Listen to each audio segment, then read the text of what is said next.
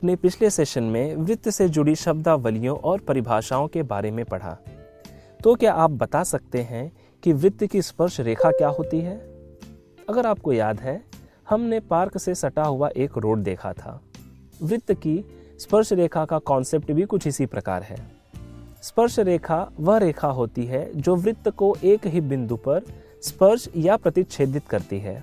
इस वीडियो में हम केवल स्पर्श रेखा तथा उसके गुणधर्मों के बारे में पढ़ेंगे। वृत्त का वह बिंदु जहां से स्पर्श रेखा होकर गुजरती है उसे स्पर्श बिंदु कहते हैं। तो क्या आप बता सकते हैं कि एक वृत्त की कितनी स्पर्श रेखाएं होती हैं? 1, 2, 10 या उससे भी ज्यादा? वृत्त का निर्माण अनगिनत बिंदुओं के संयोजन से होता है और जैसा कि आप जानते हैं, स्पर्श रेखा वृत्त के एक ही बिंदु से होकर गुजरती है। इसलिए एक वृत्त की अनगिनत स्पर्श रेखाएं होती हैं।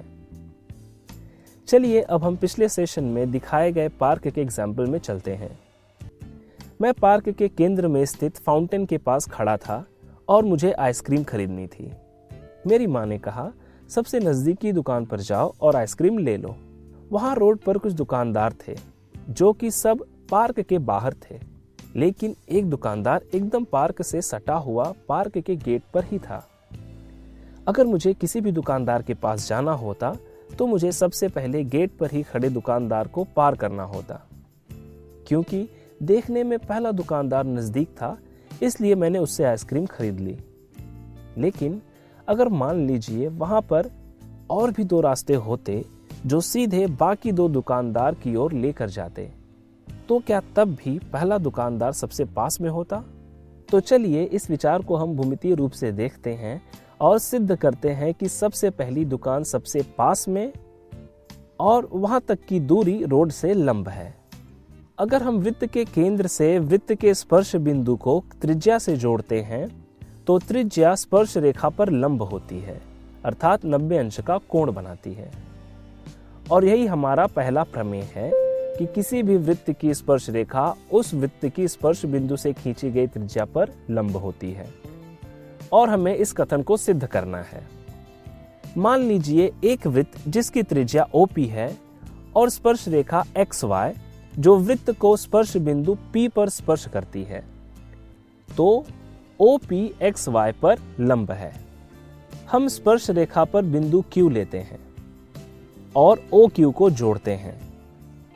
OQ वृत्त की त्रिज्या नहीं होगी क्योंकि Q वृत्त का बाह्य बिंदु है, अर्थात OQ OP से बड़ा है।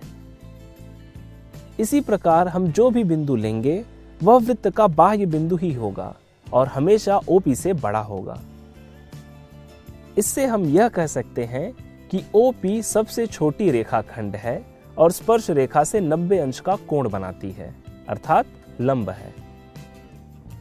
इससे यह भी सिद्ध होता है कि स्पर्श रेखा वृत्त को केवल एक ही बिंदु पर प्रतिच्छेदित करती है और अगर हम उस बिंदु से दूसरी स्पर्श रेखा का निर्माण करना चाहें तो वह वृत्त की छेदन रेखा बन जाती है। चलिए आगे बढ़ते हैं। अब हम एक एक्टिविटी करते हैं। बताइए कि एक वृत्त पर कितनी समांतर स्पर्श रेखाओं का निर्माण हो सकता है? उत्तर फिर से वही है, अनगिनत। लेकिन अगर हम एक व्यास की रचना करें तो व्यास के समांतर कितनी स्पर्श रेखाएं बनाई जा सकती हैं?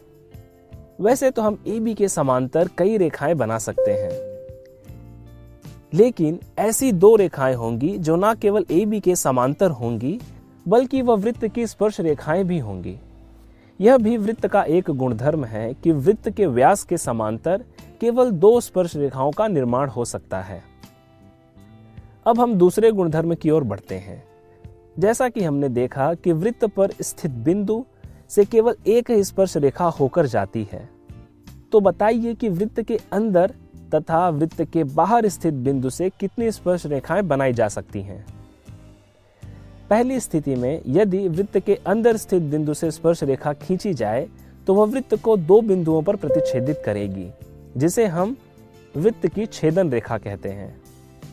दूसरी स्थिति में जहां पर बिंदु वृत्त के बाहर स्थित है, वहां से हम केवल 2 स्पर्श रेखाओं का निर्माण कर सकते हैं। तो अब हम यह सिद्ध करेंगे कि वृत्त के बाह्य बिंदु से खींचे गए स्पर्श रेखाओं की लंबाई समान होती है। जैसा कि हमने देखा कि पार्क में केवल एक ही प्रवेश द्वार है, जिसकी वजह से वहां आने जाने वालों को काफी असुविधा होती है। इसलिए उस पार्क के मालिक ने 2 प्रवेश द्वार बनाने का निर्णय लिया। यहाँ पार्क एक बहुत ही बड़े कॉम्प्लेक्स से घिरा हुआ है, इसलिए पार्क के मालिक ने सोचा कि दोनों प्रवेश द्वार इस प्रकार बनाए जाएं जो कॉम्प्लेक्स के मेन गेट से समान दूरी पर स्थित हों। अब जैसा कि हम जानते हैं, यह पार्क आकार में वृत्तीय है और 2 प्रवेश द्वार की ओर जाने वाले रास्ते वृत्त के बाहर स्थित एक कॉमन गेट से बनाए गए स्पर्श रेखा का काम कर रहे हैं।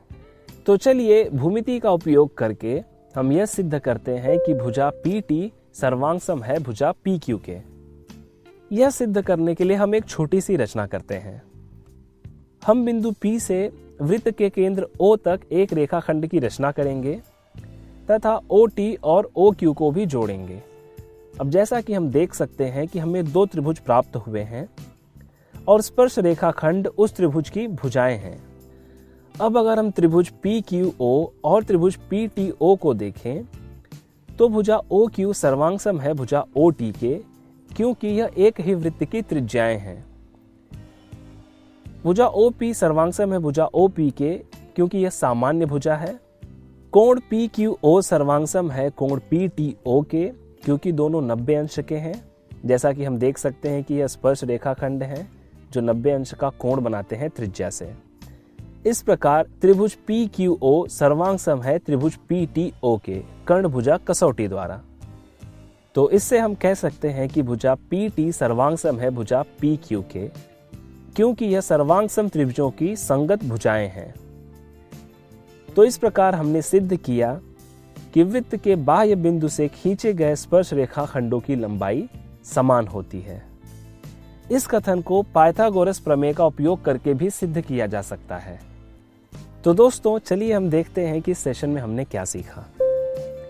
सबसे पहले हमने देखा कि स्पर्श रेखा वृत्त को एक ही बिंदु पर स्पर्श करती है। दूसरा, वृत्त की जीवा, व्यास या छेदन रेखा के समांतर केवल 2 स्पर्श रेखा खंडों का निर्माण हो सकता है। तीसरा, कि वृत्त की त्रिज्या वृत्त की स्पर्श रेखा पर लंब होती है। और अंत में हमने यह देखा कि वृत्त के बाह्य बिंदु से खींचे गए स्पर्श रेखा खंडों की लंबाई समान होती है। इस सेशन में बस इतना ही।